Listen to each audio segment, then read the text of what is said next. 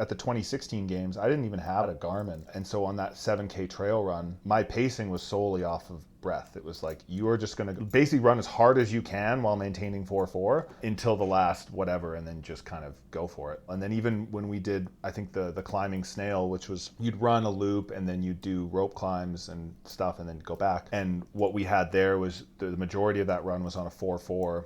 As soon as you were done the ropes, we tried to go down to a 5-5 to try to get the blood like away from the upper torso. And then running into the ropes, we intentionally went to like a 2-2 to try and bring the blood back to the arms leading into the rope climbs.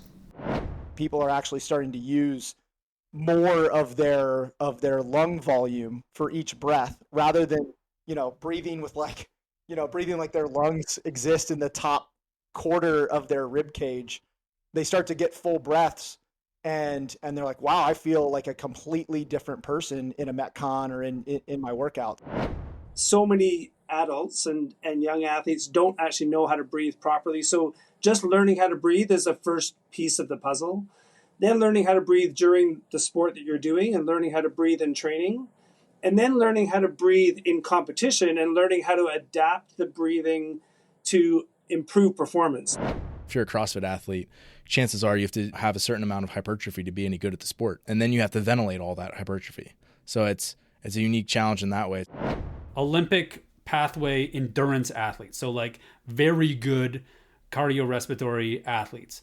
And 70% of those people through the lab are limited in their ability to breathe. Like they don't breathe well.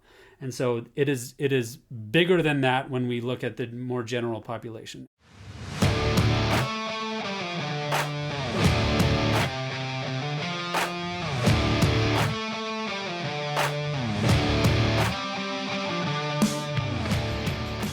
The Fitness Movement is brought to you by Zor Fitness. We offer coaching and individualized program design, as well as educational content for coaches and athletes.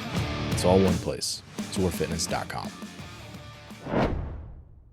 Before we dive in, I thought it'd be helpful to note that while this podcast does talk a lot about generalized respiratory training, we specifically mentioned the Isocapnic Breathe Way Better device a lot. And since a detailed explanation of this device really isn't mentioned until deeper into the podcast, I wanted to plug in this snippet from my conversation with Kyle Ruth about the Breathe Way Better device. With a Breathe Way Better, it's a really complicated mechanism. So I say it's complicated, it's not really. There's a big balloon, all right? And when you exhale into that balloon, it fills it with your own carbon dioxide. And then it has a little hole on the top, and when you inhale it, you're breathing in a mixture of your exhaled carbon dioxide and nitric oxide and oxygen, all the other stuff that you breathe out. But then you're also getting some fresh air through the tiny little hole at the top of the device. And so you're getting this mix of fresh air and expired CO2. So what it allows you to do is it allows you to breathe at really high respiration rates when you're at rest. So sitting here, if I were to breathe at the same rate that I did during exercise, like I would just pass out because I would blow off all my CO2. And, it happens when someone hyperventilates a lot, like they get lightheaded, and then, it progresses down. It's like lightheaded, dizzy, and then boom, they're passed out. So what it does is it allows you to essentially breathe at these really high respiration rates at rest. And as a result, you can train the endurance of the respiratory system. So if you're running 800 meters, you're breathing at like 45 to 55 breaths per minute. With a power lung, you're going to train at like 10 breaths per minute. And with a Breathe Way Better device, you're going to be training at 50 or 55 breaths per minute. So training the exact ranges of motion and respiration rates that you're going to be using during high intensity exercise. If you're interested in the rest of this podcast with Kyle Ruth, I will link to it in the show notes below. Now, let's dive into our discussion. Today, we're going to have a respiratory training roundtable, if you will. We'll see where the discussion goes. We're all pretty open to it. We got Luke Way on, who is the developer, along with Dr. Andrew Sellars of the Breathe Way Better. And both of them have a pretty extensive resume in the endurance world, both in performance and helping people with coaching side of things. We also have Brent Fikowski, multiple times CrossFit Games athlete, the professor. And we'll be joined as well by Kyle Ruth, who is a professional CrossFit coach, who's coached a lot of people to pretty sure almost every age group of the CrossFit Games, as well as getting there as a Masters. So, yeah. Kyle knows his stuff. I've never been does. coached by Kyle, but I would highly recommend Kyle as a coach. Kyle is my coach. So. Oh. No excuses. I also recommend him. Actually, no one should hire him because I want to keep him to myself. Yeah, right. All right, so I think one of the things that I don't know that I'm curious to hear is, Brent, what's your experience with Breathe Way Better? Yeah, my experience has all come through Luke, so I'm lucky that Luke happens to live in the same city as me in Canada here.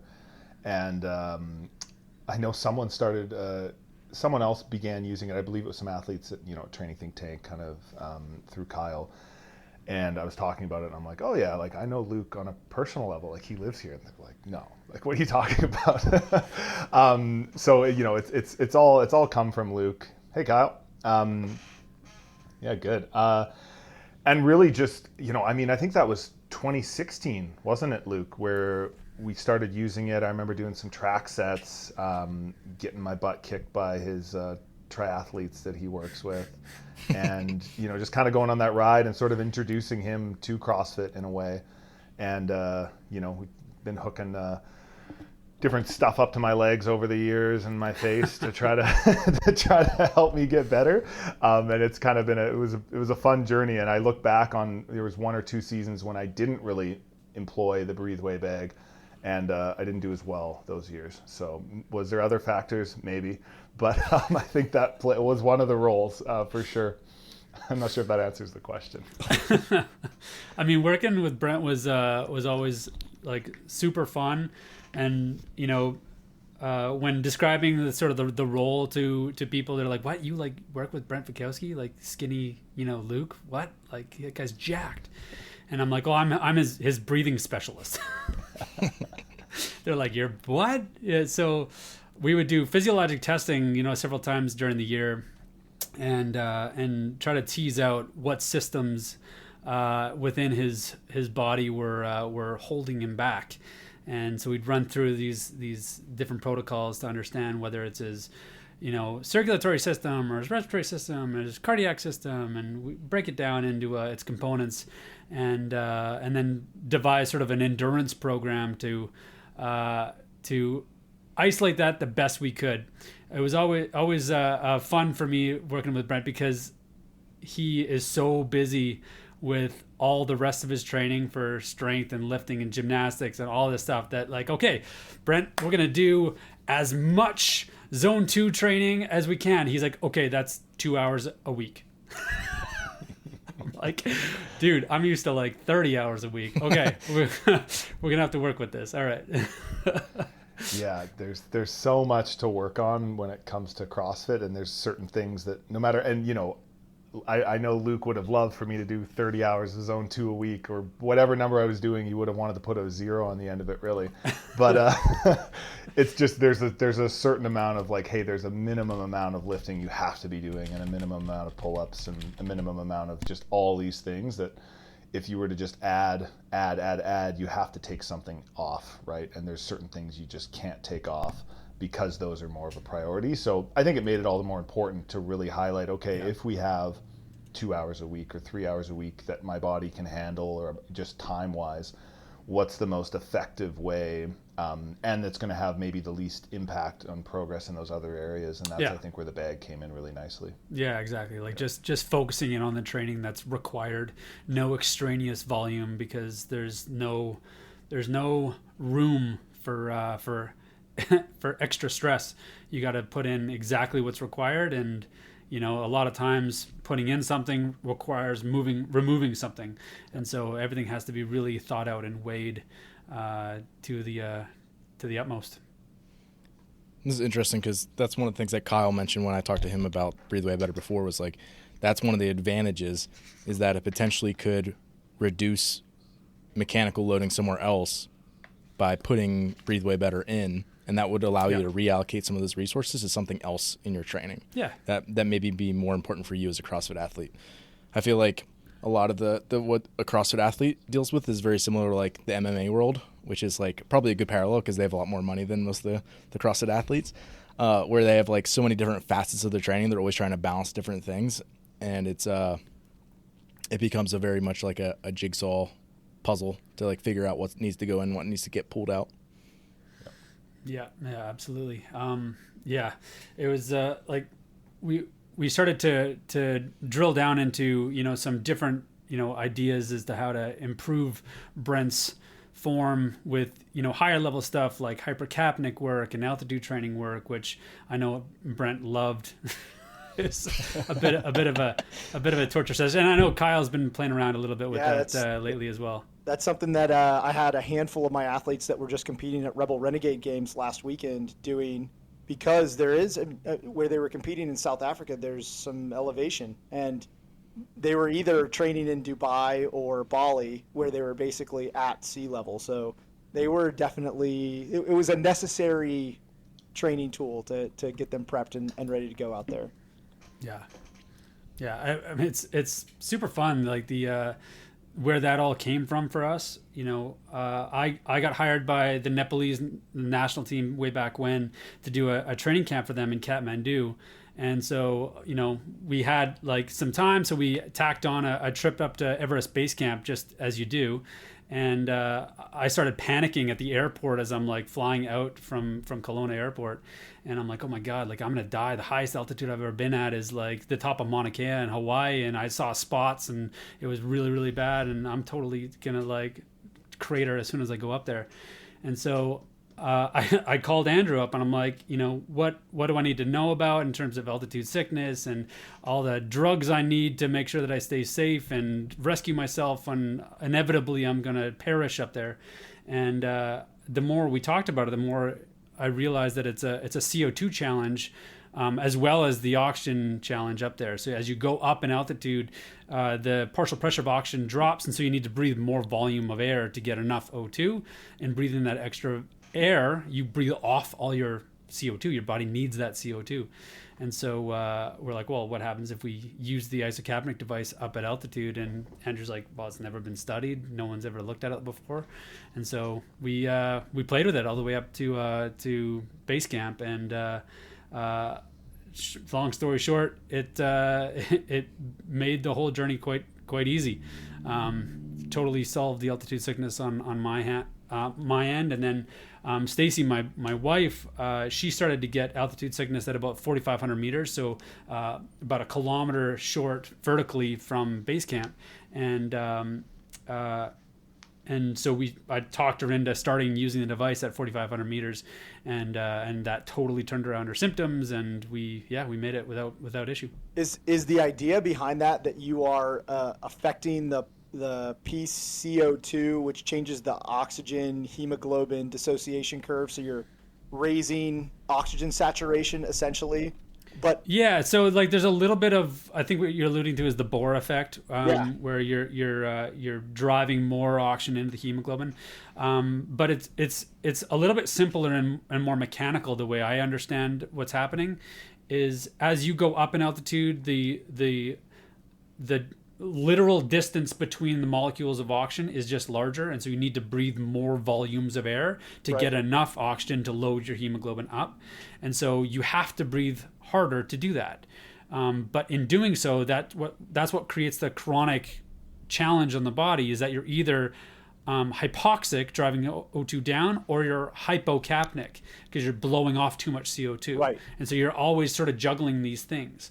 And by using the device as a rescue protocol up there, you can then breathe enough volume that you vacuum up the available oxygen in the room without breathing off all your CO2. So it holds on to the appropriate amount of CO2 while you're there. So it's, right, because it's basically being recirculated in the bag. Huh. Yeah. That's interesting. See, I thought it was going to have a little bit to do with the Bohr effect and PCO2. Like no doubt the Bohr effect has an impact on that. But it's really just the mechanics of it that's probably the biggest piece of it. Like you just have to breathe more up there. It was crazy to see your video where you were wearing your SpO2 monitor, and you could literally see the oxygen saturation going up Yeah. You were sitting around like 80 or 78. And I was at 70. Yeah, I was at 70. Yeah. And it's a great proof of concept for people that don't understand what the isocapnic device does, is that it holds on to CO2. So I can breathe as hard or as fast as required for the training. And you don't hyperventilate or hypoventilate. You keep your blood gases stable. So you really challenge those respiratory muscles, specifically. Well, one of the things you were talking about, the altitude protocols and how Brent did not like them. I also, the first few times that I touched them, I also really did not like them. And I'm assuming that that's just massively elevated CO2 levels that you're because you're producing more metabolically, that you're basically just dealing with really like high levels of hypercapnia as a result of that. Yeah, like until Andrew gets his mic unmuted, I'll pretend like I know everything about this, but he speaks much more eloquently on this. But basically, your body controls CO2 in a very tight range. It can't go too high, it can't go too low, and that range is really tight. So when we say hypercapnic, extreme high CO2, it's like 1%, 1.5% higher than normal, and your body is super hypersensitive to that. Whereas you saw that video of me at altitude, my O2 sats were at 70, and like I had some symptoms, but my body wasn't panicking, and I was 30% off of normal. And so CO2 is by far much more sensitively controlled in the body, and that's why it's our whole shtick with isocapnic is to control CO2. Isocapnic is to control CO2. That's what that word means. Yeah, it's like intra-interval, using the Breathe Way Better. Intra-interval is maybe the most panic-inducing thing. Like I was a swimmer, and we did lots of breath hold work, and I swam the 50, so it was basically a breath hold event. But even that doesn't even come close to the level of panic that's induced by just breathing at 30 breaths per minute for a minute between thruster echo intervals. Yeah. I mean, I had to chuckle a little bit when I had Brent doing that for the first time at the track. I had my whole squad of triathletes that have been doing it since they were like 12 or 13 years old. So they're pretty used to the sensation of running an 800 or 1,000 or whatever, and then hopping on the isocapnic bag between. And Brent's doing it, and he's like full on CrossFit pain mode, just like the guys were like, whoa, he's really grunting. I wonder if he's gonna be okay. So whatever you got to do to get through the work. Yeah. And Luke's trying to say like try to take like relaxed breaths. I'm like, this is the only way this is getting done. So for people watching this, go ahead, Brent. Sorry, I didn't mean to cut you off. We're obviously all familiar with what we're talking about here, right? But this is you're holding onto a balloon, a bag. And there's basically, imagine there's a little hole in the spout. So you're getting about 10% fresh air. Yeah.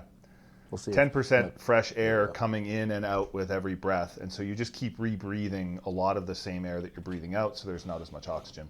And so what it feels like, I mean, at least this was the initial kind of pitch that Luke was saying is, the set you were talking about, I think we ran, you'd run a 400 at like a challenging pace, and then you'd breathe into the bag for a minute. You'd rest for, what was it, a minute or 2 minutes? Yeah, about that. Yeah. Usually we would rest until your heart rate returns to zone 1. Yeah. So, a minute or 2 minutes, and do that for, about 8 sets. And so you're getting, 8 by 400. So you're, running for 2.4K, but it feels like you're getting 5 kilometers of running on your lungs, because the breathing you do into that bag, you're finishing the 400 meters, you're out of breath, you immediately start breathing into that bag. And for that entire minute, it still feels like you're running on your lungs, right? So that's that feeling when you're running near the end of a run and you feel like your lungs are going to explode, and you're taking like, panicky, hopefully deep breaths, and you're like, man, these are hard breaths and my lungs are on fire. You just continue that feeling for another minute or another 400 meters worth of running. So you're getting that training on your lungs to take really deep breaths. And then what it also does, I think one of the value, there's the physiological benefit to stronger lung muscles, better adaptation to, CO2 saturation, all that fancy stuff. Really with CrossFit, what I found as well is you have so many things to think about, and creating a more you become more comfortable and it becomes more second nature to breathe appropriately. I showed it to an athlete and I had an extra one, so she borrowed it for a long time. And she would be doing CrossFit. She's made semifinals once. And I kept telling her, like, you're breathing like a mouse. You're breathing like you're working out in a library. Like, you need to breathe really aggressively here in every movement she was doing, whether it was burpees, whether it was rowing, running, any movement, double unders. I should be able to hear you across the gym, or at least visually see the air coming in and out. And she was breathing like a mouse. And so this bag taught her to take these really deep, full breaths at consistent tempos. So there's the skill adaptation of just becoming more familiar with breathing. And then you can do it in different positions. But then there's obviously, the physiological stuff. Even though my nickname is the professor, a lot of these words that are going to be said in the next 40 minutes here, I'm not adept at the science behind all of it. But I trust it because I feel like it works. Mm-hmm. Yeah, what's interesting about those interval sessions that we did with Brent back in the day, and we continue to do with athletes all around the world. Initially, how Brent describes it is how we thought about it. We were like, okay, we're just going to add isocapnic work in between each interval to make it harder, to harden our athletes up, make it tougher. And it does do that. It teaches you how to deal with CO2 in that high stress load, and you get better at that. But a researcher named Tomek Kowalski out of Poland studied this, and he couldn't figure out why the athletes reported everything that Brent is saying, that it's really tough and hard, but the subsequent intervals after using the isocapnic device were better than control. They were actually performing better had they not been using the Breathe Way at all. So really fascinating stuff. And so he's digging into that currently to isolate why. And Andrew and I can hypothesize as to why that might be. But it's a fun frontier that we're digging into right now. As to one, you get all these benefits. Yeah. Well, Andrew, is your mic on? Yeah, I don't know if his mic's on. So the working hypothesis right now is that when you take a rest interval, let's say you're doing 800s or you're doing a Metcon or something where you're driving a really high intensity, and you take a rest interval, normally you would stop doing what you're doing. You breathe off that CO2. Your breathing returns to normal. The end of the interval starts or ends, and then you start the next intensity interval. And so you're starting that next intensity with a system that has breathed off all of its CO2, and it is vasoconstricted back down to normal. And then you're having to recharge it back up through that next interval. And so what the hypothesis is that by doing the isocapnic work between loads, you hold on to that same level of CO2 in the system, which keeps your vasculature vasodilated and the blood volume higher. So that way, when you enter into the subsequent interval, your system's already primed and has high blood volume and is fully vasodilated. So you feel a lot better because your system's already there. It's like you're gunning the engine before you even get there, and then you just go.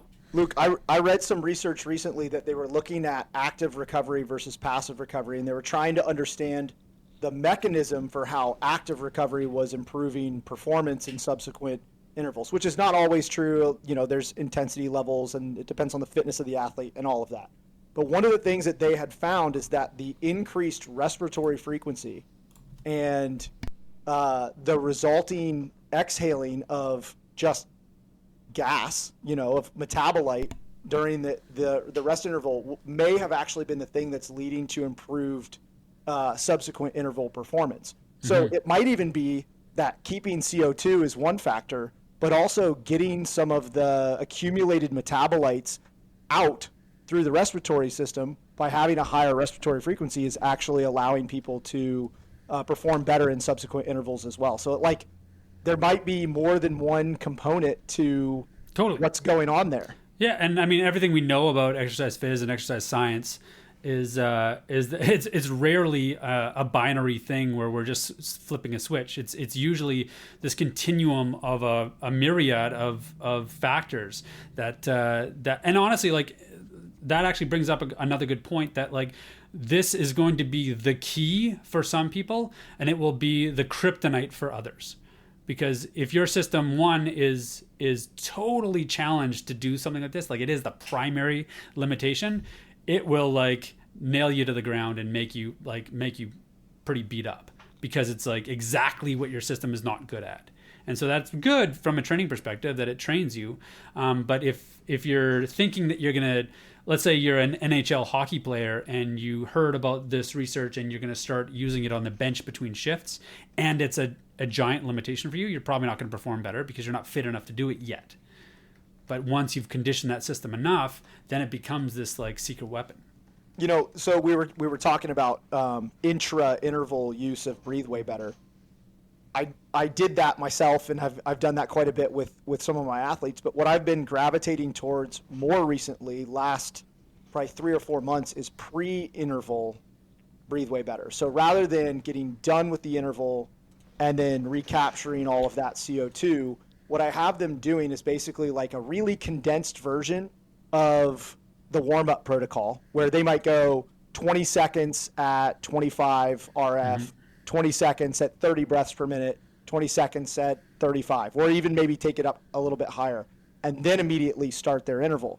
And in it, just like how people are seeing improved performance using it intra-interval in their subsequent intervals, everybody has reported improvement in the interval after doing a pre-Breathe Way Better beforehand. Yeah, and nice. Again, I'm not sure what the physiology is there, but it's almost across the board. Everybody is reporting feeling fantastic after doing that. Yeah, it is fascinating. I remember showing the Tomac research to the squad I coach, and I was all excited and like, you know, over the moon with like how this is, you know, turning over the science in sport. And then all the athletes were just like, well, of course, like we've known that for years. Like they weren't surprised at all, because they're like, they've lived it poolside and trackside for their entire career, being like, well, yeah, it's cool that people are recognizing it now, but like, yeah, like a lot of their favorite swim workout is the 10x100, you know, all out, and they do an isocapnic interval in between each 100 meter. And their intervals end up being more consistent and better had they just sat at the wall and did nothing. The one challenge that I have kind of along those same lines is a lot of the athletes that I have using it, after they've used it for 2 or 3 months, they ask me not to talk about it, because they're like, hey, this is a competitive advantage for us that we have this tool that's doing so much for us. The big one that everybody, I think, around that 3-month mark talks about is exactly what Brent was talking about, that people are actually starting to use more of their lung volume for each breath, rather than breathing like their lungs exist in the top quarter of their rib cage. They start to get full breaths, and they're like, wow, I feel like a completely different person in a Metcon or in my workouts. And they're like, don't tell anybody about this. And I was like, I kind of can't help it. It sounds a little like me, Luke, for the last, I know, it's like years? Brent is like my most proud secret. Yeah, pretty much.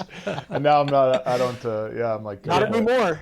But Kyle, you're right with that breathing. I mean, that's and it doing CrossFit stuff, whether it's heavy deadlifts or wall balls, you can just tend to breathe into your traps and your upper chest, and that's how I was breathing, and I was good at CrossFit. Like I was competing at a high level in 2014, 15, whatever. But yeah, learning to breathe full and do that while tired, and try and learn to do that in more and more movements. And then I just became more aware of it, where I'm thinking about movements where I wasn't as technically proficient, or that were just quote unquote bad movements for me.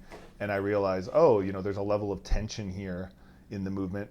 Yeah. Now, chicken or the egg, is do I have tension because I'm not good at it? I'm over focusing, but then I realize I'm not taking deep breaths doing, let's say, ring muscle ups is a great example where I'm being more cognizant. I'm like, wait a second, no wonder I get tired every time I do a set of 7 or 8 ring muscle ups for 30 seconds. I'm not taking proper breaths doing this relative to, a walking lunge or a wall ball. So it's not uncommon to watch, video of an athlete doing ring muscle ups and see them breathe 3 times within each rep of a ring muscle up. They bring one in the back. Ben as an that's only 60 breaths a minute. You're doing 3 seconds a rep. That's not that bad. Oh my God. Yeah. That's normal for me. Yeah. But I have a question for Brent. One of the things that when I started to feel myself being able to breathe deeper, I was really first able to do it like on the bike, and then then it kind of came out in running, and then I could feel it in rowing, like the very simple movements. But I still have never been able to find myself able to breathe deeper in higher tension movements, deadlifts, heavy wall, like 30-pound wall ball, thrusters, things like that. And I find that I just have to like shift back to full breaths immediately after during the transition between movements. But I was curious, since you've done this for longer, is that something that you eventually found your ability to take full, like big breaths during higher tension movements, or was it still just in the transitions? Just in the transitions. I think there's going to be certain movements. Like with deadlifts, I did learn, a good example is Linda at the 2023 semifinal. Linda, after the competition was over, I realized for the squat cleans, they were 155 pounds, which is pretty light for me. I was taking 1 breath per lift, and I was holding a lot of tension like it was a 300-pound clean. And then I learned after that, I sort of did these like basically 2 or 3 little shallow breaths during the lift, and then 1 really deep breath in between. This was like a month later, and I'm going like, oh my gosh, Brent, this is why after the first set of 10 squat cleans, you felt like the workout was done, and you're like, you just got started, Brent. What are you doing? Like how you're just in this hole, and it was because I wasn't finding a way to breathe. So I think to answer your question shortly, there are going to be certain movements, and I think to a certain extent ring muscle ups, unless you're really, really good at them, to a certain extent ring muscle ups are going to be a movement that, you're never going to get that 1 or 2 deep, smooth breaths per rep. It's just not, I don't think it's going to happen for most people, but trying to, or the little breaths you are taking, you're aware of them and you're breathing in the right way. And then as soon as you're done, or in the other movements, you're able to recover, but at least being aware of that, even like for something like a thruster as well, I found that doing 2 shallower breaths just seemed to work better than 1 deep breath. That was, I tried, thrusters is something I've tried every which way to get better at. And it's one of those movements where if you can figure out a way to make it easier, it would be a game changer in the sport, but it really is just, it's basically as hard as it gets. Yeah. But also I think it changes if it's a light versus heavy. Like you were saying, for the 155 clean, like my breath cadence is going to be different. Like same thing. If it's a 95-pound thruster, you can probably take 2 easy breaths, the exhale at the top and bottom or whatever. Or same thing with like a wall ball versus like if it's a 185-pound thruster, you're not going to do that. Yeah, and one of the real values of having like a Breathe Way Better or an Isocapnic device is it really does. It gives you this awareness of the depth of your breath because it's both tactile because you can feel it and you can see the bag inflating and deflating. And one of the biggest challenges that I've had when I have my athletes first get it is they'll start using it. I think Ben and I dealt with this a little bit. Like they start using, they're like, yeah, I'm breathing at 65 breaths per minute, and I'm like, no, you're not like you should be. You got to actually take you got to like inflate the thing entirely and deflate the thing entirely. Yeah. But what it does, like you were kind of alluding to, Brent, is that it creates awareness of how you're breathing. It makes it so that you can realize like, oh man, I'm really not, getting much of an inhale here because this bag's barely moving at all. And so it gives you this almost, this awareness of your breathing that you can then carry into what you're doing, in sport. Yeah. Kyle, I think if that is one of the biggest messages we get out to people is the understanding of breathing and the understanding of how to incorporate breathing at all different levels of sport is is what we feel is one of the best benefits of using Breatheway. Right from beginners who are learning new movement patterns and learning how to control breathing in new movement patterns, to developing what you guys were talking about before with hypoxic work and hypercapnic work, which is really advanced training techniques for specific areas of performance improvements. And that's the kind of wide range of abilities we're talking about. We actually use the device really early in people's athletic careers or in longevity or in wellness to teach people how to breathe, because so many adults and young athletes don't actually know how to breathe properly. So just learning how to breathe is the first piece of the puzzle. Then learning how to breathe during the sport that you're doing and learning how to breathe in training. And then learning how to breathe in competition and learning how to adapt the breathing to improve performance. And that's what Brett was talking about when he was saying he was doing 2 short breaths and a long breath. It actually might be a way of improving the performance of that sport at the moment, but it might lead to more fatigue after, depending on different breathing patterns. And had we known that was what he was going to be working on, we actually might have developed a different breathing pattern to incorporate into the performance aspect of it. But there's that huge wide range that people need to realize, that there's right from learning how to breathe properly to incorporating it into high performance and adjusting it for performance sports. Yeah, I find it's important for people to understand like how the range of motion and strength of your respiratory system differs from other musculature in the body. You know, where everybody like it's easy to have that knee-jerk reaction being like, well, no, I know how to breathe. Like I'm an athlete. I'm great at breathing. Where like by our research in the endurance, like so my wheelhouse for testing is like a Olympic pathway endurance athletes. So like very good cardiorespiratory athletes. And 70% of those people through the lab are limited in their ability to breathe. Like they don't breathe well. And so it is bigger than that when we look at the more general population. And the reason for that change or that limitation in mechanics is just to do with the way the respiratory muscles work. You know, you think about your bicep has a range of motion. Your arm can move through that range of motion. The difference is that your bicep, like I can straighten my arm and relax it in that position. I can curl my arm and relax it in that position. Your lungs and your respiratory system doesn't work that way. It only rests in the middle. And so it takes energy for us to breathe in. It takes energy for us to breathe out. And then it snaps back to center. So if we never challenge that range of motion ever, then it's going to bias the center. And it's going to be shorter and smaller. And there's a myriad of issues that comes along with having shorter, smaller breaths. You know, that's an even bigger problem for CrossFitters because the diaphragm itself is a spinal stabilizer, and we're constantly in this battle between loading the spine and needing to take these big, deep breaths. And so people end up with a diaphragm that's very stiff and kind of stuck in that middle range.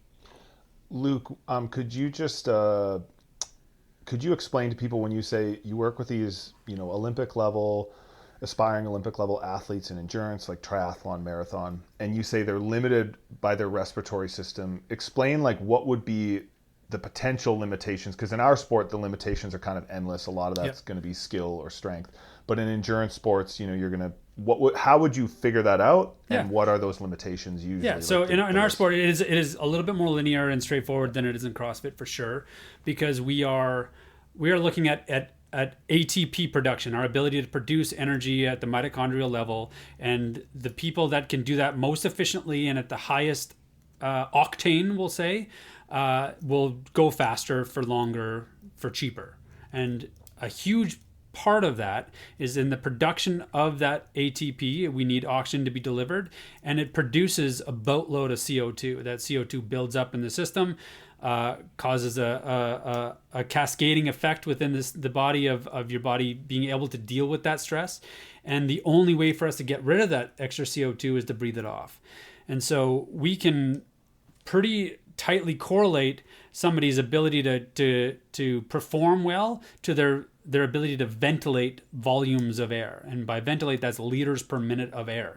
So, you know, you could have an average Joe athlete absolutely hunched over on the bike, fallen off, and they're at 70 liters per minute.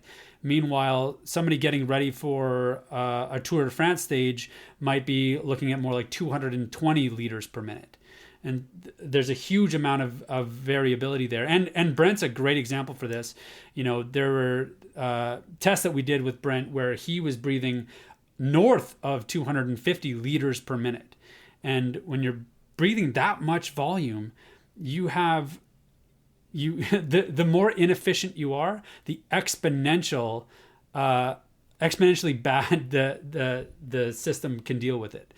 The more times you cycle your respiratory frequency per minute, so how many breaths per minute you take, the more dead space you're just moving around. You're not actually breathing fresh air. So when you're talking about breathing 60 breaths per minute, that's 60 times per minute you're cycling through 250 milliliters of dead space of just plumbing air, just the air in your throat and in your bronchial tubes that's not actually giving gas exchange at all.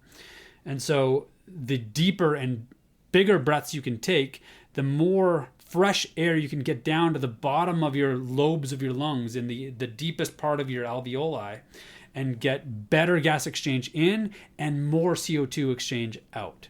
So efficiency is key here. This was something that Ben and I talked about recently, and there's a factor of someone's lung size, right? A larger athlete, like Brent is one of the biggest athletes successful athletes that we've had in the sport. So he's got big lungs. And so is it safe to say that a larger athlete is generally going to have lower breaths per minute or respiratory frequencies than a smaller athlete? Is that safe to say, or is that a stretch? So I'm going to hazard about the size, but it's actually the height of the athlete. So remember, your lungs are determined by the length of your thorax, the main part of your spine, because that's where your ribs are attached, and your ribs and the motion of your ribs determine the size of your lungs and your lung capacity. So the taller you are, the longer the triangle and the bigger the bases. So Brent's quite tall. How tall are you, Brent? 6'2". Yeah. So if you're over 6 feet tall, you're going to have bigger volumes than somebody who's under 5'5". It's a correlation to height. Having said that, Brent was able to get to 250, and many athletes won't be able to get to 250 liters per minute. He was able to get it because of the size of his lungs and the ability to coordinate really fast breathing that got big volumes moving really fast. So I would hazard to guess what his maximum ventilation was before he started training, but he only got to be able to do 250 because of a really highly focused work on being able to breathe big volumes really fast. And that coordination is a big part of that, the volume thing. So the answer to your question is, taller athletes have the ability to use bigger volumes. Do they use it? Not all the time. And this gets back to what Luke says when he does testing. We quite often test. We tested someone, a triathlete who has since become world champion, who was only breathing 2 to 2.5 liters per breath. He's over 6 feet tall. He's got a lung volume now of close to 7 liters with some focused training, and he can access 3 or 4 or 5 liters of that with every breath now, where he used to only use 2 to 2.5 liters with every breath, even at high intensity. So he had the potential for using that volume, but never used it because of a lack of understanding and positioning on the bike and things. So. For someone who's only breathing 2 to 2.5 liters to get to that 250 per minute, you'd have to breathe 100 breaths a minute, which nobody can do. Once you get once you're breathing more than one every second, you really are getting into a panic state and an uncoordinated state. It's very difficult to coordinate any significant volumes over 60 breaths a minute. You think about that in and out cycle. It means a half a second to take a breath in and a half a second to get air out. You just can't move enough air to move bigger than 2 or 3 liters. This might be a bit of a stretch question, but have you guys found that when people get closer to 55 or 60, right around that 1 breath per minute, that's where the respiratory metaboreflex stuff really starts to kick up, where they start to shunt blood away from the limbs? Or is that a very individual set point? Or is there something like 55 to 60 is like that? Yeah, 55. I mean, 55 to 60 really is a physiologic and a biomechanical limit. So some people might hit that metabolic reflex at 45 or 50, but everybody hits it at 55, 60. And that metabolic reflex, for people that haven't heard about that, it's the body shutting down peripheral systems to protect the central system. So when your respiratory system gets so stressed that it's limiting the ability to move air, it shuts other things down. So it shuts legs down, it shuts arms down, it shuts peripheral muscles, and it helps you stop running or stop weightlifting so that you can actually breathe. Mm-hmm. And that's called the metabolic reflex. It's a basic safety reflex of the body. We have a cardio reflex that does the same thing. We have a brain one as well, that if we limit oxygen to the brain, we pass out, and that's a protective mechanism so that we lie down horizontally and get more oxygen to the brain. Mm-hmm. I mean, keep in mind that that metabolic reflex is like, well, and the body uses, what is it, like 14 to 21% of the total energy output to just breathe. And so here's my challenge to all of our CrossFit friends out there: when you're watching the next 5K running event, watch their posture. Everybody has, for CrossFitters, they have reasonably good posture with their running for the first kilometer. But then you can start picking them off one by one at when they lose their diaphragm control and when their posture starts to fall apart, and then their running form falls apart subsequently after that. Yep. So, okay, I have another question for you guys, because I feel like I've got access to some people that that I wanted to be able to answer a lot of questions. So one of the things that we do in training CrossFitters is try to create like almost this flexibility where they have energy system flexibility to be able to sprint all the way out to longer endurance events. I mean, it's not like ultra endurance events or anything like that, but a marathon row it's an endurance event. It's an endurance event. Yep. When you think about training the respiratory system for CrossFitters, do you use a similar structure to what we would use, where we're training them to be able to have really high respiratory frequencies, really low respiratory frequencies, and this long kind of sustained middle respiratory frequency, where you've almost looked at, like, all right, sprinting, VO2 threshold, like the paces that correlate to that, and then train breathing in each of those realms? Or how would you approach? I'm kind of curious how you guys approach it with Brent and I'll let Andrew correct me when I go off on a tangent here, but you're approaching this like eating an elephant, and I would look at it a little bit more segmented as to how I would digest that problem. We want to isolate the systems that are limiting that particular athlete, and so to be like, okay, we need to train all CrossFitters to breathe over 55 breaths per minute is a hard and fast rule, which I try to steer away from. We want to train a system that is functionally limited. Okay, then we train it in functional movement patterns, so it gets better at breathing fast. Or maybe, and this is more likely the case with the CrossFitters that I've had contact with, is that they're functionally really strong. It's structurally they need help. They're 6'2", but they have the lungs of somebody who's 5'5", and so we need to train the structures to get bigger, and the coordination and the endurance required to maintain those big tidal volumes for longer. And so that's how I would approach it: is sort of back up and be like, well, okay, we don't need to do everything all at once. Let's just figure out what system's the weakest first, and then from there bring forward a program that's going to train the biggest limitation. Yeah, I think that's a really good answer, Luke. And I think that what is missing for a lot of CrossFitters is the ability to understand how their breathing is limiting them in the different activities. And certainly breathing for rowing is going to be different than breathing for clean and jerk, and different than breathing for running. And they require different skills. And some people will be naturally good at one and weak at another. And we'll have to focus the training on how to do that better. And that's where a good coach with a good understanding of breathing is going to help.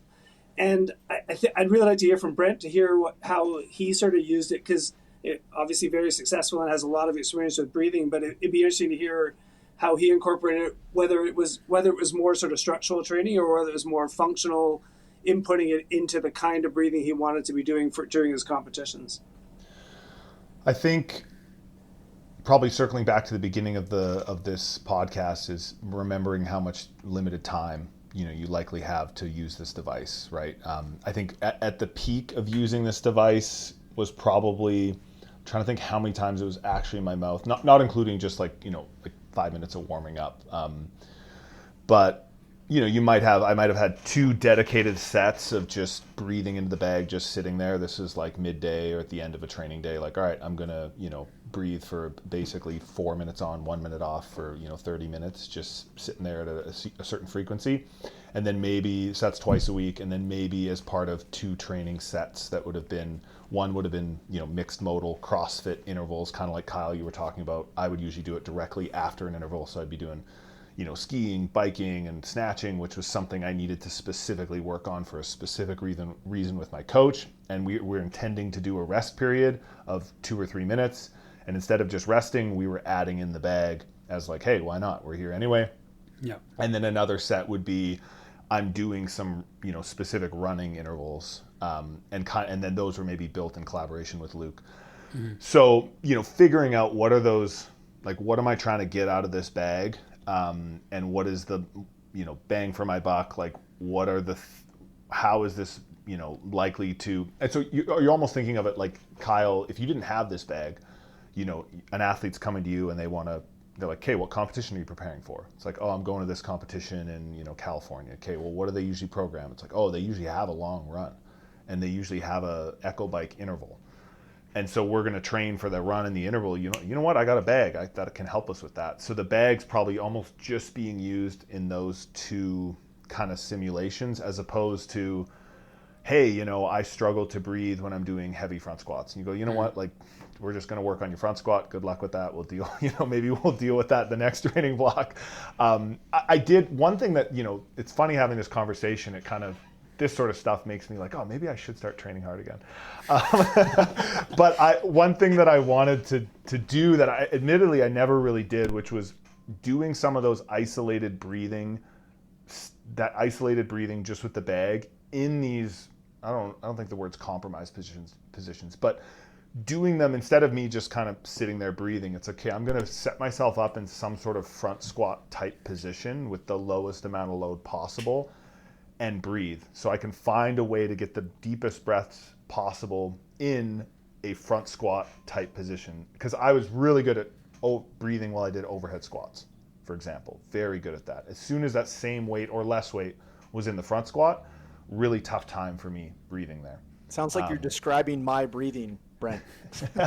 And that could be for everyone, but it might not be. And I'm sure, Luke, you've had people set up on the bike, maybe biking at little to no pace or no pace at all, and then they're breathing into the bag. So it's that same idea. Not something I didn't get to do, but I would have wanted to have done. Yeah, like in aero position, we do a lot of like diaphragm specific positioning and training so we can hold a more aero position while being able to ventilate appropriately for the intensity of the sport. But a couple of keys there is that, it is the perfect, accompaniment for your warm-ups, right? It's something that it fits in your bag and it goes around with you.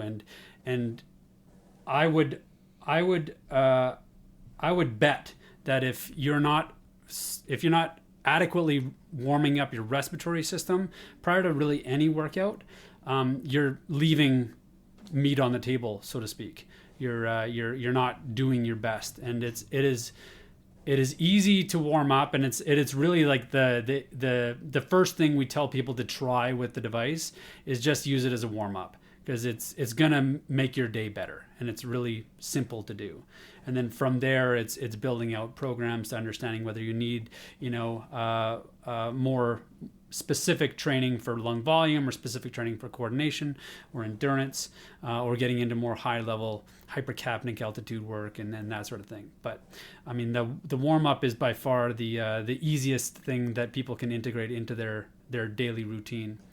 The other thing is that it pairs with daily life quite well. And so a good example of this is like, 6-time world champion Corey Wallace will do his isocapnic work while answering his emails in the morning. He's doing that anyways. He's sitting in front of the computer doing his thing. And so he does an entire respiratory workout while he's doing his chores, essentially. And that way, when he hops on the bike and does his 8-hour ride later that day, he's already done an entire workout for his respiratory system. I just got back from a comp, and there was 7 events, and we went and got dinner after the 7th event, and my dad's like, "Oh, you're not breathing in a bag," because that was the first time I was in the car that I wasn't breathing in a bag. So it was like every time that was like part of my warm up. It was really hot in California, so it was 5-minute warm up on the way to the venue in the AC as like pre-cooling, and then I would start like a abbreviated cyclical warm up so my core temp wouldn't get as high, and then get into it, and then it was the Isocapnic cool down on the way back to the Airbnb. So yeah, it was every single time. Kyle, Good. I want to hear about do you use the Breathe Way at all for like positional breathing? I know you've done a lot with positional breathing. Yeah, so that was actually going to be how I was going to kind of follow up to Brent's comment was I definitely think there's some value in using the Breathe Way Better from a positional breathing perspective. But I also so what I've used I was really challenged with breathing on the rower. For whatever reason, when I was in the catch position, I felt like I could not expand at all. So what I basically did was I put myself in the catch position.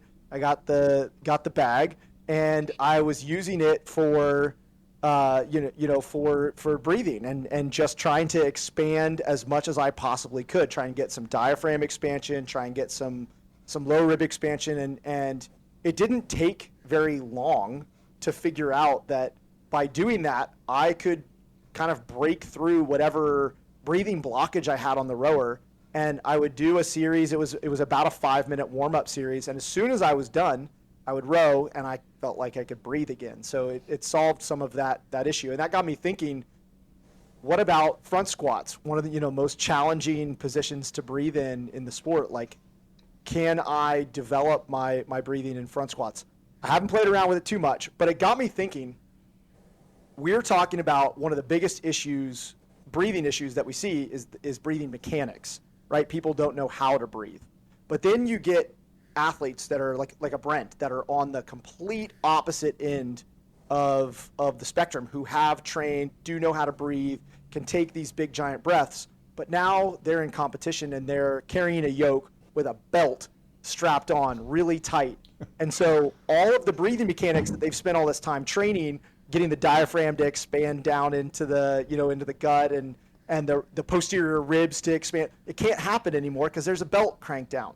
So would there be value in cranking down a belt and holding a yoke and doing Breathe Way Better? I know that there's a time, like Brent had mentioned, there's this kind of like time cost benefit, but it's a different kind of breathing. So you sort of touched on, I think it's brilliant because you sort of touched on moving away from learning to breathe to learning to train the breathing to actually training the breathing to now again into competition. And the question is, like Luke said before, if you identify the limitations, so you add carrying heavy weights with a tight belt, you are going to limit your breathing. You can't move your diaphragm if you tighten the belt around your belly. So you're going to have to find different ways of mobilizing your airspace. And I would argue it doesn't take any time away to do that kind of training. Once you identify that as a potential limitation, that we can help train that absolutely with Breathe Way. And you can incorporate it into your regular training sessions without taking any time away from what you're already doing. It just means tightening up the belt, practicing the drill that you're going to do or doing the workout you're doing, leaving the belt on during your recovery period and learning how to breathe the biggest volumes you can with a tight belt around you. The same thing is whether you're doing a flexed arm hang or an arm hang. We have some guys doing some great photos using Breathe Way while they're just doing hanging from a bar. And their whole thing is that they've been so used to using their accessory muscles of their upper shoulders and stuff. As soon as they're hanging from a bar and you've eliminated that, they are now forced to only use lower ribs to move air. And they felt so short of breath when they first started doing it. They could barely move any air at all. again, it's a great challenge. Hang from a bar and see how big a breath you can take. And I guarantee you'll take smaller breaths, but you can learn how to adapt. And it's all about coordination of muscles between diaphragm, intercostal muscles, and the accessory muscles of the abdominals. And so learning how to do that can be better done with Breathe Way, because you can do it for longer periods of time with bigger volumes. You can actually see the volumes change. Whereas if you try and take 3 or 4 really deep breaths and you overbreathe and blow off your CO2, you're going to get dizzy and you're only going to be able to do 3 or 4 breaths. So the Breathe Way allows you to keep doing it and keep practicing it for longer periods of time until you find the right combination of that muscle coordination to allow for proper breathing. You know, I saw some research on special forces athletes, and it was some ruck research, and they were looking at load carriage. And one of the things that they had investigated was they were using just respiratory resistance training, right? So not isocapnic, they were just using like a power lung type breath trainer. Boo. And they found that only the group that trained with the ruck on and the straps tightened down improved their breathing in the ruck versus the group that trained with the power lung without the ruck strapped on. Yeah, so, that's the fun. I mean, they've learned functional movement patterns, right? You practice in the sport that you're doing. It's like saying we can make practice on the bike as much as you want. You're not going to become a great runner. Your endurance will improve, but functionally they're different sports. So as big a heart and as big a lungs as you have and a huge VO2 max, you're not going to be any better runner if you've done all your training on the bike. So when you guys talk about structural training versus functional training, structural would be like trying to create rib cage expansion, trying to increase, not necessarily increase lung volume, but increase the lung volume that you It does increase lung, but you can increase lung volume by increasing diaphragm thickness and increasing the strength of the diaphragm over time. So the stronger your diaphragm and the thicker your diaphragm, it's a skeletal muscle like any other muscle. It improves and hypertrophies with training. You can actually increase the tension that it creates, so it actually can fall further down and create bigger lung volumes. So you're absolutely right. The structure of the respiratory system is the size of the space that we can occupy. So you get that from increased rib mobility and increased diaphragm flexibility and strength.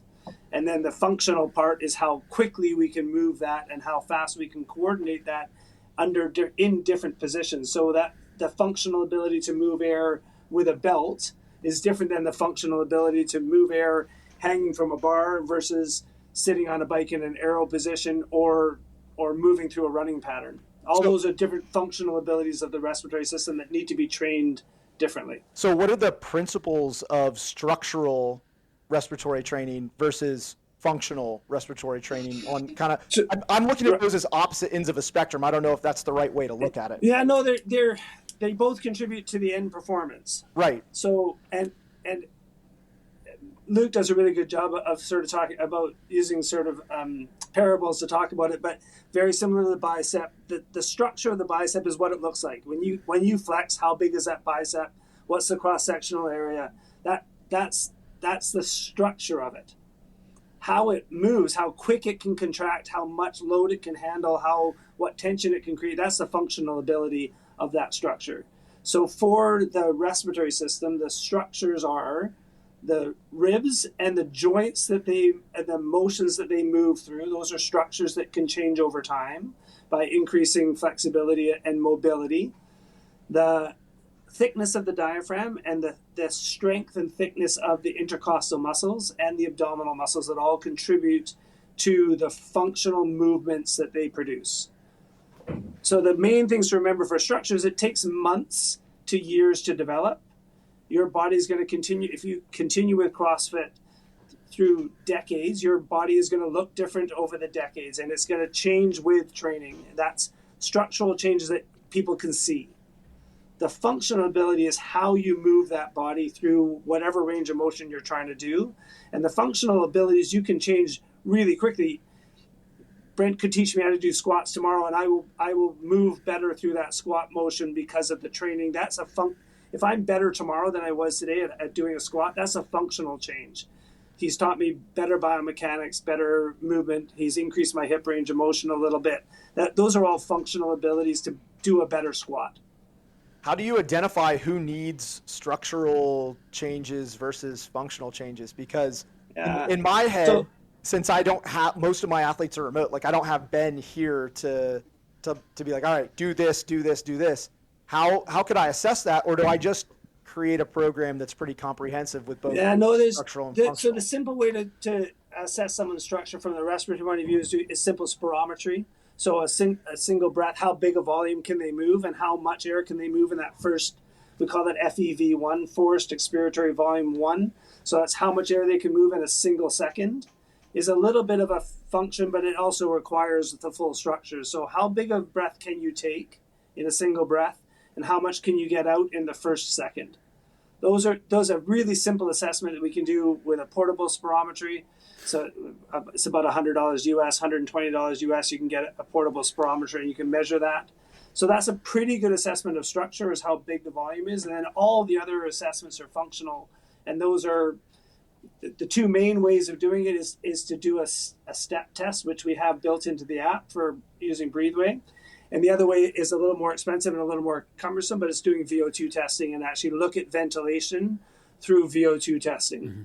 And so those are becoming more accessible with more units that are portable and less expensive than they used to be. But those are the two main ways of assessing the functional ability. Yeah, I might inject a simple way that anybody can understand their breathing form. If you're going to go out and do a steady state run where you feel like the intensity is controlled, quote unquote, and so it's going to be somewhere zone 2, zone 3, maybe zone 4, depending on your running. But even into zone 4, if you have good respiratory control and coordination, you should be able to hold a 3-3 to 4-4 breath pattern. So what that means is you're taking 4 steps to breathe in, 1, 2, 3, 4 in, 1, 2, 3, 4 out. Right? So that's about 24 breaths per minute because most people run around 180. I've got a heart rate monitor that tracks respiratory rate. So I was going to be curious what that would correlate. So versus you staring at your watch all day at the number, just count your steps per inhale and count your steps per exhale. And if you're in a steady state intensity, you're not sprinting, you should be able to breathe slower than 4 breaths per minute.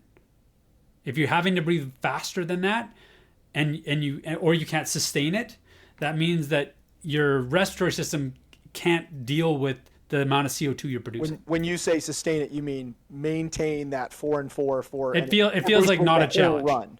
Yeah, it feels like it's not a challenge. It feels natural, and it feels like you could run 10K, half marathon, whatever, and be happy like that. Athlete Ben, my athlete Ben, where do you feel like you're at on that right now? Dude, I'm 2 and 2 out probably. Like I'm very much like short torso, not tall guy. Just fairly big BMI relative to, I mean, my BMI relative to like an endurance athlete is just completely different, right? Like I have an obese BMI. And that was like one of the things that Kyle and I talked about before was like, if you're a CrossFit athlete, chances are you have to, have a certain amount of hypertrophy to be any good at the sport. So it's like, and then you have to ventilate all that hypertrophy. So it's a unique challenge in that way. So it's like, I'm sure for a lot of people who are, the, Olympic caliber, a triathlete, I'm sure that cadence is no issue at all, Well, I mean, I can speak anecdotally, and maybe Brent can fill in the gaps. But initially, when we would have him running on the track, I remember him running at a 2-2 breath pattern and holding steady state intensities. And after a couple months to a year of breath work, he's easily sustaining 4 and 4s, if not 3 and 3s, or 5 and 5s, or even bigger. Yeah, so I could do, when I would go on zone 2 runs, I think it would be either 5 and 5, maybe 6 and 6. Yeah. But I remember when we first started, you're like, oh, let's just warm up. I couldn't do 7 and 7, like impossible. And then I think I was sort of able to do 5 and 5, but I think I just wasn't. I was definitely doing like a 3-2, I think, because I wasn't thinking about it. And then I know when I'm at the 2016 games, I don't think I had a Garmin. And so on that 7K trail run, especially because of the varied terrain, my pacing was solely off of breath. It was like, you are just going to go at 4-4. Basically run as hard as you can while maintaining 4-4 until the last whatever, and then just kind of go for it. And that worked well. And then even when we did, I think the climbing snail, which was you'd run a loop and then you'd do rope climbs and stuff and then go back. And what we had there was the majority of that run was on a 4-4. As soon as you were done the ropes, we tried to go down to a 5-5 to try to get the blood like away from the upper torso. And then running into the ropes, we intentionally went to like a 2-2 to try and bring the blood back to the arms leading into the rope climbs. Now you're revealing the secrets. Yeah, I got no reason to hold on to them anymore. I've got a pair of athletes competing at the games in a couple weeks, so I'm soaking up everything that I can get now. Yeah, that running stuff, that was fun. And again, I think sometimes I've forgotten as much as I've learned, and that was something I probably went away from for some of those years. But I wish I would have, held that as more of a priority in my training and as it is part of the workouts. The strategy specifically for competition, but there's just so many different things you had to Brent, when juggle you in. started paying attention to your breathing and running and just in general, how long between starting Breathe Way Better and starting to work with Luke, how long did it take for you to first like feel that you could actually take a full breath in a run or a bike? What was the lag between that time? I mean, Luke might disagree, but I think it was pretty quick.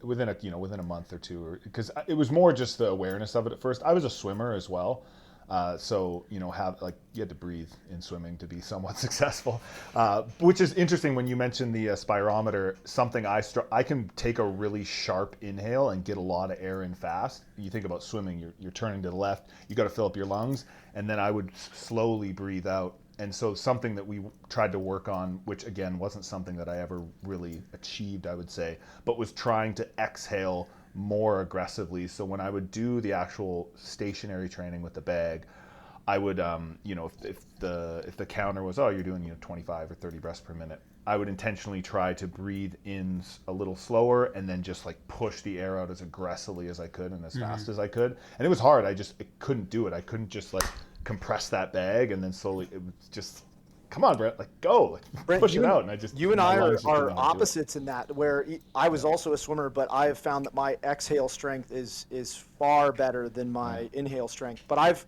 years ago I took this FMS breathing course, and they correlated it to I don't remember if it was rib cage, it was maybe infrasternal angle or posture, but basically what I found was that I definitely have the exhale bias posture, which makes my exhale much stronger. And having seen you compete enough, you likely have the inhale bias posture, which makes sense to some degree. Yeah, exactly. Which makes sense to some degree. You can even see it with the way you and I are sitting right now, where I'm kind of, classic swimmer, like rolled forward. You're a little bit more open, which is the inhale versus exhale bias posture. I was a breaststroker too, so a little more butterflyer. Oh yeah, it's too bad. But Yeah, yeah, that's interesting because many swimmers feel the same as Brent does. And when we test them, they quite often bias inhalation because of that short inhalation, especially for the freestylers and stuff. So it's just interesting, especially our endurance athletes. They tend to be stronger inhalation than they are exhalation initially. The stronger athletes, the ones with good abdominal strength and good core strength, tend to be a little bit better at exhalation, but swimmers typically are the opposite, which is interesting that you're the first actually swimmer that's actually mentioned that being stronger exhalation than I was a sprint swimmer, so I specialized in the 50. I saw that. 50 yards is really, really short for those of us that are used to long course swimming, so that's really funny.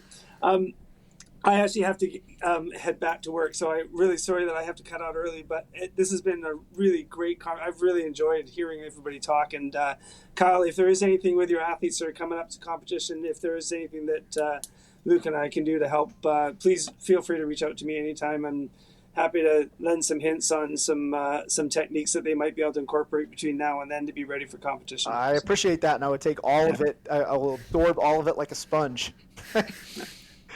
I'll wish you guys all the best Good and let seeing you you keep again. carrying on. Thanks you. for your time. Yeah. Thanks, bud. I'll quickly jump in, and I think when you ask, like, oh, how long did it take you, Brent? And, again, a month or so, there's been other things that have taken me a lot longer, like revamping my deadlift technique from a clean pull to an actual deadlift took me much longer than that because it just doesn't come in as intuitively to me. So for some athletes, it's going to take them a long time, but that's probably all the more important that they need to, focus on that. And something too, like I was talking to two different games athletes recently about their training, and I asked them, hey, when you first made the games, that in their early 20s, had you ever done just a running session? And they both said no. So I think sometimes because these athletes are they're really fit, they're really strong, and they work really hard, they train all the time.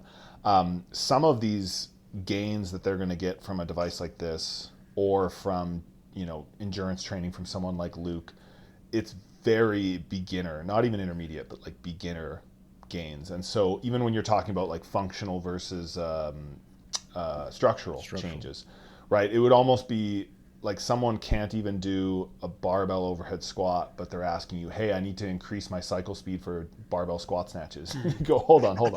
Like you can't even put a bar over your head with straight elbows and you're telling me you want to increase your, body weight touch and go squat snatches. So I think sometimes with the breathing, with, let's say we're talking about CrossFitters, they could be such novices in the realm of just breath control during physical activity that the most, and that could include athletes that are world class in CrossFit, and that's not a slight on them. It's just it's an opportunity, right? And I remember some old video of it was like Katrin and Sarah and Tia running at the track, and Sarah wasn't doing as well in the intervals, and Chris Hinshaw was saying like, oh, like view it as an opportunity. Like you just competed against them, and you were going tit for tat. You're within a couple points of both of them.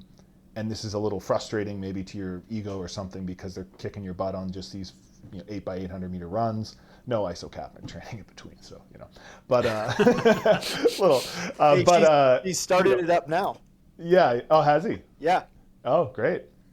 But I didn't know that. That's great. But so for someone like her, it's like, hey, this is an opportunity. Like if you're able to make some beginner strides here and get closer to them in this stuff, that's going to open up a realm of opportunities and points that are just lying there on the table for you to pick up with just the most basic training. And so sometimes I see that with this, that you can get like hyper specific. We were all hooked up and we were doing the like the hypoxic training and the simulated altitude training, which was fun and I think has value. But for a lot of people, it's just like, can you breathe, more than 2 liters and not just breathe into your traps is going to just develop so much if you can work on that for a month. Like the reason I was asking you, Brent, is because I've had a Breathe Way Better since Luke. When did I originally get that? Was that 2021? Yeah, I think so. Yeah.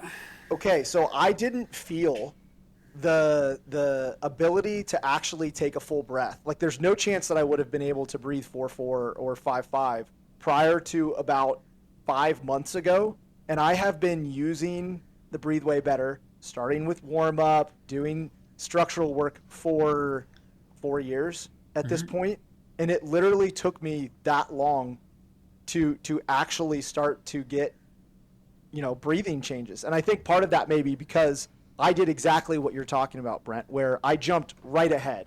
It was like I started with the warm up, started with some expansion stuff, and when I always had my lung volume tests when I was in graduate school, and so I had big lung volume, so I wasn't worried about it. I was like, oh yeah, I got good lungs, so I'm set. But it wasn't until I slowed down and started to do some of just the actual expansion protocols, and then trying to use it in the bike on the runner, and when I was actually that was when it finally clicked. Versus, I work with Toby Buckland, who just qualified out of South Africa. He, we started using the Breathe Way Better. We started doing some basic structural protocols because I coached him the way that you should coach someone, starting with the basics, and then I just jumped into the deep end. He was like 2 months in, he's like, man, I've never breathed like this on runs before. He's doing threshold runs. He's like, I'm barely breathing. It's really weird. So like the rate, to your point, of someone's adaptation if they are willing to do it well, do it right, and start from the basics and work your way up is much faster than if you just beat your head against the wall for 4 years. Well, it's only natural too for athletes, like high achieving individuals, type A, athletes, to want to, think that more is more. And when we talk about these, modality specific, movement specific breathing patterns, getting into the nitty gritty of altitude and hypoxic work, when the vast majority of people just have a hard time breathing while they're sitting at their desk, we can't expect that they're going to be able to do that when they're under these big loads and under higher levels of stress. So we need to start with good movement patterns, good technique at intensities that make sense, and then we move the bar from there. We can't, one of my favorite adages in exercise phys is the body does whatever's easiest. And if you can't do it at rest, if you can't do it in an easier controlled environment, when the stress is on, you're definitely not going to miraculously get this newfound volume and get it to work. Luke, one of the things that I think I've heard you and Andrew talk about is in my words, it was like reactive versus like proactive breathing. Your body tells you that you have to breathe faster, so you start breathing faster, versus like you breathe on purpose faster, like ahead of your interval, essentially. Just be curious, how, if you had an athlete in front of you, how would you coach them to think about that? That's a fun one. That's more advanced breathing patterns. So, my brain immediately goes to high level cycling.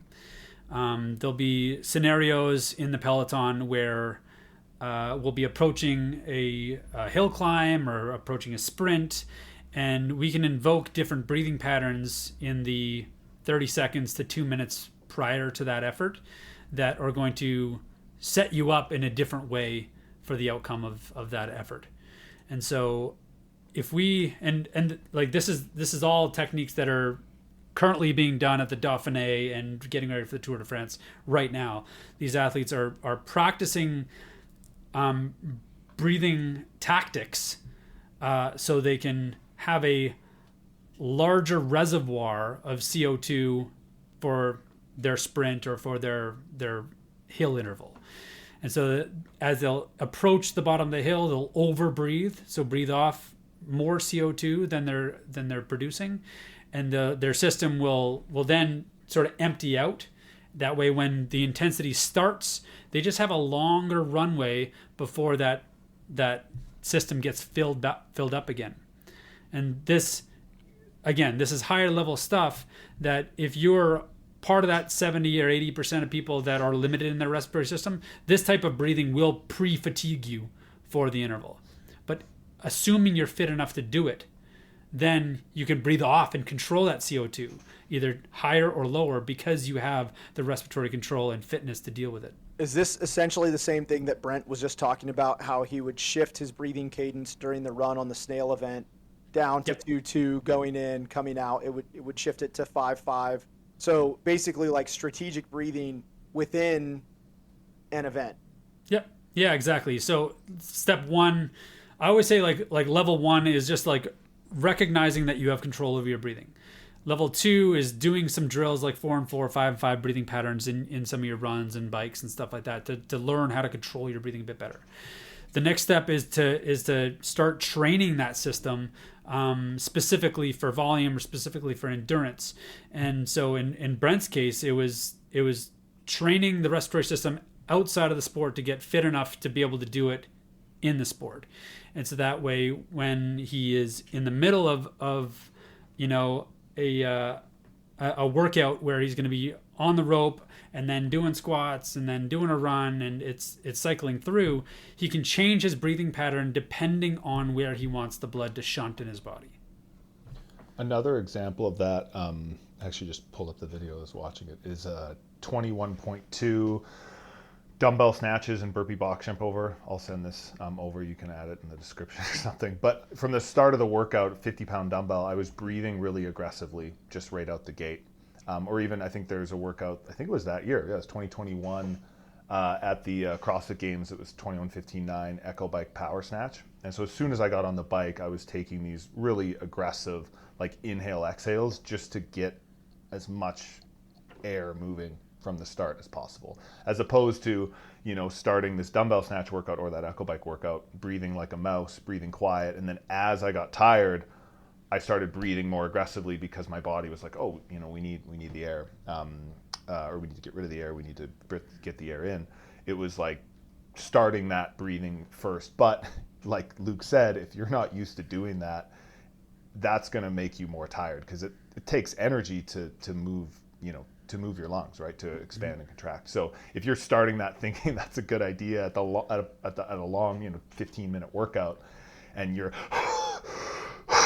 doing that, oh, sorry, that was really loud. See, right through the headset. But yeah, so I think that's, you know, you can use that, but maybe yeah, probably not for everyone. I was able to do that fairly early in our relationship, and it seemed to work. But you know, probably a better. Yeah, and just understanding that everybody has strengths and weaknesses, and everybody can get to an elite level of any movement pattern given the training that they do and the conditioning that they do. Some people like Brent have a background in sport that sort of set them up to be a little bit more prepared for more intense or higher level respiratory training. And some people, like this other world champion we were talking about in triathlon, needed to start from square one. Giving that particular athlete a hard training session early on was enough to sabotage 48 hours worth of workouts. Like, needed 2 days of total rest, because his suitcase of stress load was so perfectly packed before we got there that adding in just what I would say is like a medium level respiratory training session was enough of a challenge that it exploded that suitcase of stress, and he needed to totally recover. I can see as well, you know, piggybacking off what Brent was saying, that so many people correlate fatigue or I need to back off to heavy breathing. So the idea that you might have a robust enough respiratory system that you can pre-breathe and get your respiratory rate up before you're fatigued makes no sense, I think, to the average, not even average, to most high level competitors, because they think, oh, if I'm breathing hard, that's a sign that I'm either, you know, near my fatigue threshold, or I exerted myself too early. And so that right there just sounds like it's like, whoa, that's crazy.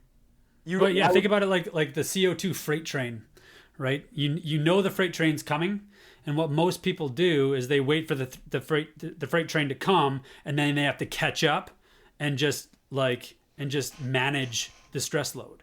Whereas what Brent's suggesting is that you get a head start on that freight train, and you let it catch you. And then it catches you, and you have a little bit more time before it overcomes you.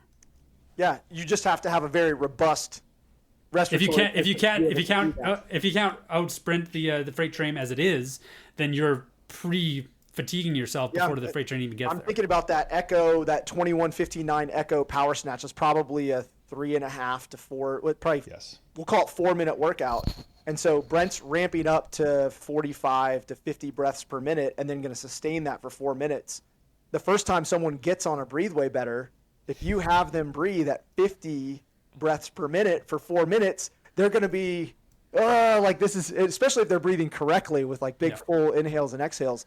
That's a really challenging breathing session. And then you're asking them to do Echo and power snatches on top of that. That would be Kyle, are you doing any VO2 testing with athletes?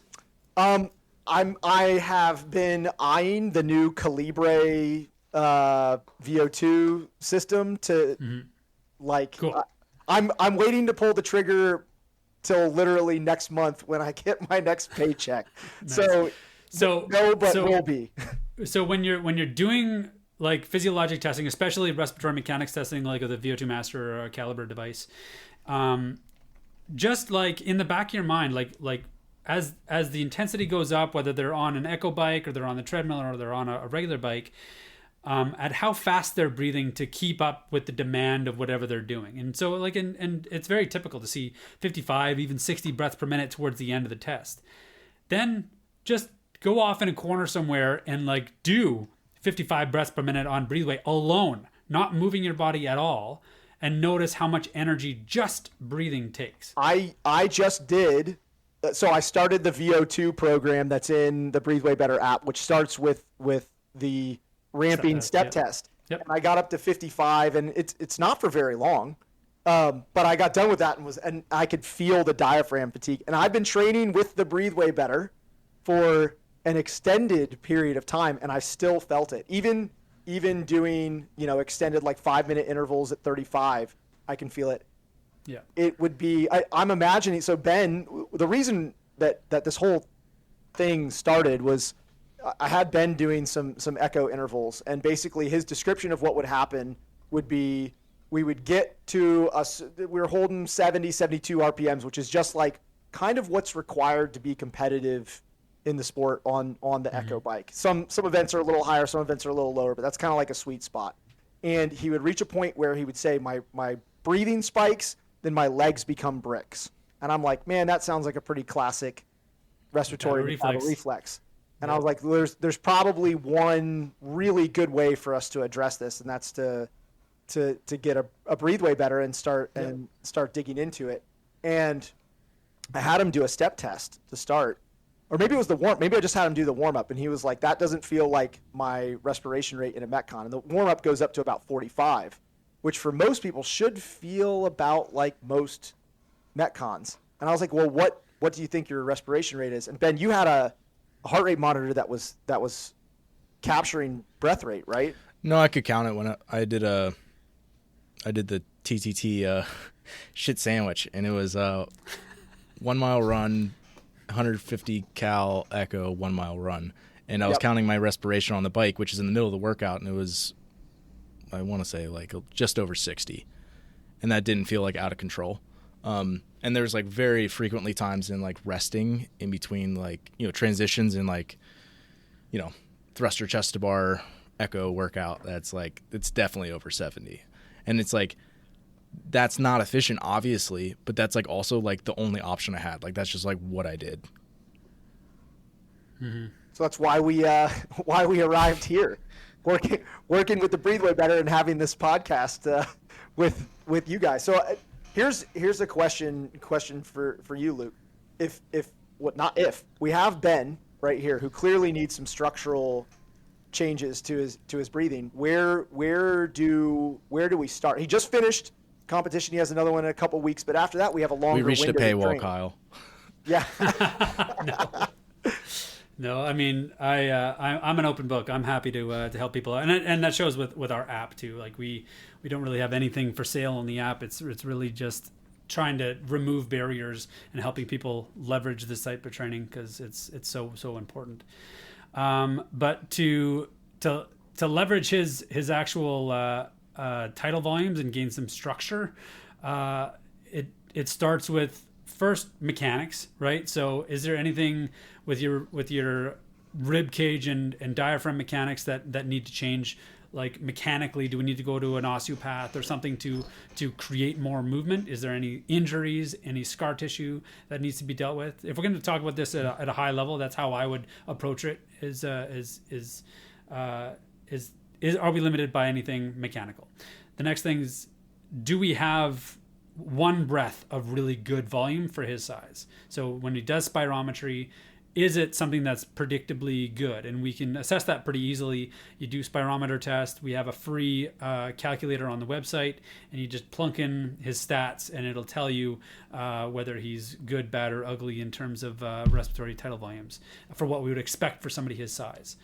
And then from there, we build out a program. If there's if we're trying to build that structural volume, then we need to have the primary focus of sessions moving forward. So 80% of the breathing that he does throughout the week is focused on breathing well and breathing deeply, moving through full range of motion. That means every single breath he is trying to stretch his lungs bigger but almost more importantly, squeezing past neutral. Most people only breathe from neutral to full, neutral to full. It's being able to breathe past neutral and totally exhaling with your intercostal muscles and your abs squeezing down on your whole respiratory system. It takes practice and it takes a little bit of time, but it is absolutely trainable. Have you found that incorporating things like diaphragm release with like I've got this like partially deflated soccer ball, for example, that I'll use sometimes to do diaphragm release, or even like foam rolling the posterior ribs to get them moving a little better. Do you find that to be just kind of a blanket effective tool before starting? So it might be like anything, right? Like if you do arm circles, whether or not you have amazing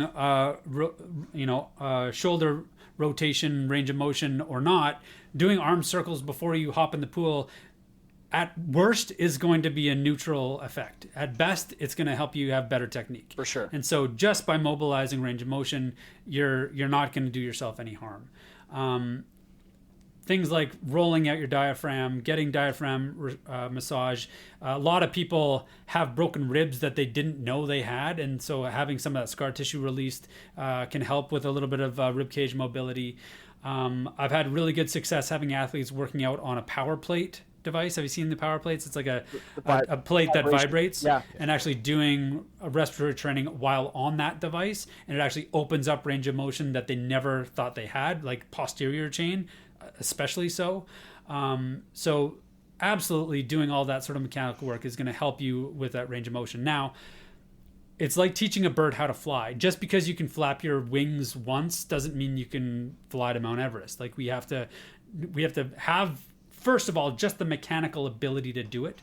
And then we need to build some strength and coordination behind that, and then the endurance behind that.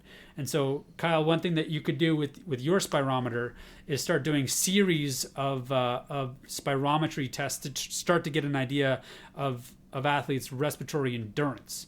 So you do one spirometer test, you get their tidal volumes, and you get their functional strength. Do 3 in a row, you get a bit more of an idea of where they're at. Let them rest for 2 minutes, then do it again. Let them rest for 2 minutes, do it again. Inevitably, you're going to see a trend where they can no longer hit the volumes anymore. As now you have a benchmark to see that they got through 9 series, or 9 breaths, I should say, before we saw their volumes really start to trail off. And so if we're trying to build endurance with that range of motion, then we can use that as a benchmark to see how their training is affecting. Man, that was so valuable. Just I do think you should put that behind a paywall. So that's a trick that was taught to me by one of the coaches we work with Major League Baseball and the NFL. So he it was news to me that the pitchers in the Major League Baseball are like all over isocapnic training, and they're in it for CO2 control and stress management, so they can be more accurate under stress. And so that's where we started working with the tactical officers and snipers and golfers to actually get more accurate under stress, which is fascinating. A lot of stress is related to carbon dioxide levels, which is why when people panic, they hyperventilate, and the whole series of things, which is very similar to what a lot of people describe their experience in a CrossFit Metcon. It's a controlled panic, and like that's where they end up at the end.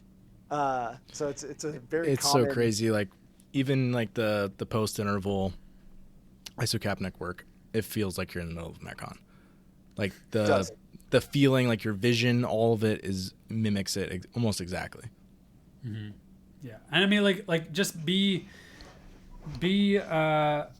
positive with yourself and know that this system is like incredibly well trainable, because most people are going to be governed at like 100 liters per minute or 150, or one of my favorite right now, because we're in the playoffs, is hockey players are governed at this like weird threshold of 180 liters of liters per breath, or liters per minute of breathing. And we can train those same athletes that were otherwise limited by this breathing rate to 300 liters per minute, and that system becomes just so much stronger and so much more conditioned that their breathing alone doesn't become the limitation anymore. And so when they are trying to make plays, trying to be accurate with their shots on net, they just get a heck of a lot better because their system can deal with that stress load so much better. Yeah, that's cool, and especially in those sports, like baseball and hockey's obviously there's a high fitness component, but I think a lot of people, are hyper focused on I need to be a faster skater, right? Yeah. I need to be faster or more powerful, and in volleyball, it's I need to jump higher. If I put 6 inches on my vertical, all my problems will go away. I'm sure in baseball, if I just throw 4 miles per hour faster, all my problems are it's all solved. But it's there's lots of facets even to those sports. At the pointy end of the spear, we work with some coaches that are involved with the All Blacks, New Zealand rugby, and their world is not even making athletes run faster anymore. No. It's can we just maintain speed longer, because that wins championships. It's not so much being able to out sprint somebody in an acute moment. It is that in the end of a series of games, your team is just 0.5% more conditioned to maintain the output that they started with, and that's what wins. Yeah, and you see that in a lot of sports. I know there was a team that won the indoor volleyball national championship in universities here in Canada, and it was more at the end of the season, they were just healthier as well, their shoulders and their ability to snap in hard spin serves at the end of a grueling year when everyone else's knees and shoulders are giving out on them. And so there's a fitness component to that too, but there's an injury prevention. But yeah, in the case of hockey and rugby, it's less about are we sprinting to get that one play at the first minute of a game, or is it in the last 5 minutes of the last game of a series, are we are we faster, are we making better decisions, or are we exhausted? And a lot of my motivating energy behind how I would work with Brent, we do specific drills for different modalities and different movement patterns, but really the games is a long event. It's being able to show up several times a day in, day out, for several days in a row, and being able to perform right to the end. And that is really, really hard for the body to do when you're going as hard as you guys are going. And so a lot of the type of training that I was really promoting with Brent is creating the mitochondrial density and creating the conditioning of a system that just hangs on to fitness and performance load a little bit longer into the weekend type thing. Well, man, I wish we could keep talking. I think we did it. I'm really enjoying this. I think we're going to call it. Really appreciate all you guys. Yeah, I've thoroughly enjoyed this. So thank you. Yeah, super fun. If you guys get questions, we want to do a part 2. Happy to dive in. For those still listening, Breathe Way Bag, Breathe Way Better, Isocapnic, check it out. This is a long advert. That's fun. It's the untapped resource that people don't realize they have. It is an incredibly trainable system that most people think is just automatic, and it is absolutely not. For me to talk this long-winded means I have control over my breathing.